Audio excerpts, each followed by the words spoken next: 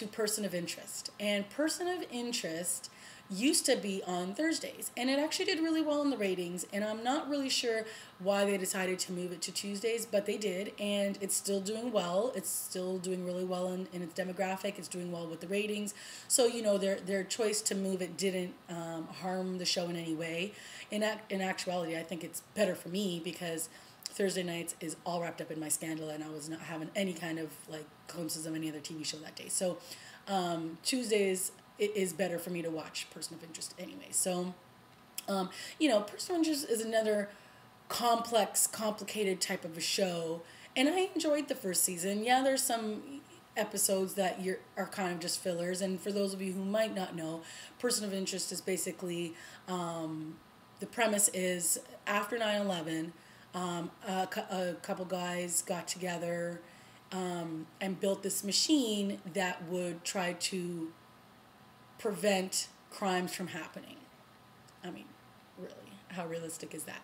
But what it did do, it would go and it kind of basically like invades almost everybody's personal and private lives, which is kind of creepy. And then it would give like a warning to the guy who created it and let him know when someone's life was in jeopardy. So he ended up finding a team, and he's got like a couple of police officers on his little Scooby-Doo gang here, as well as like a black ops operative who doesn't do that anymore, obviously, and he's like a trained killer. And so there's like four in this Scooby gang, and they basically go out there and they try to prevent crimes from happening. Now, outside of this, there's also a bunch of other things that are going on. There's like a couple of corrupt organizations that are in play all the time. And so we're constantly, you know, being split between what's going on with who they're trying to save from one week, and then this corrupted police force and what's going on there. And so like there's a lot of like juicy meat and material going on here. You really do have to pay quite close attention to this series because there's so much happening all the time that if you miss an episode or two, you're really scratching your head.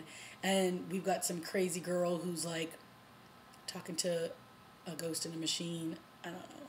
She's getting like phone calls and getting missions from some higher power. I don't know. I'm a bit confused with the show, but I like it. And each week there's always something that's kind of, you know, the hook line, the sinker, like it's pretty good. So far with this new season, they've introduced a new character who's basically the female version of the man in the suit. And she was once a covert black ops kind of girl, a hired assassin, if you will. And so now there's 5 in the Scooby gang. And I like it because there's 2 women, there's 3 guys, 2 of them are cops. They were both detectives and at one point, and the female lead, Tahari P. Henson, I believe is her name. I'm so bad with all the names. Guys, please forgive me. I'm really new at this blog stuff, and once I start getting a little bit better, I'll be quicker with the names.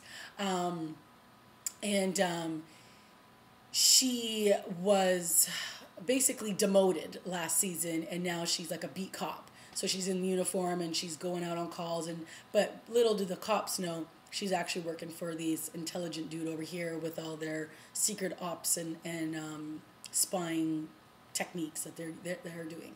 So, you know, the show has a lot of intrigue. They've got a lot of good stuff going on, and they've got me hooked still. So it'll be interesting to see where they take it this season.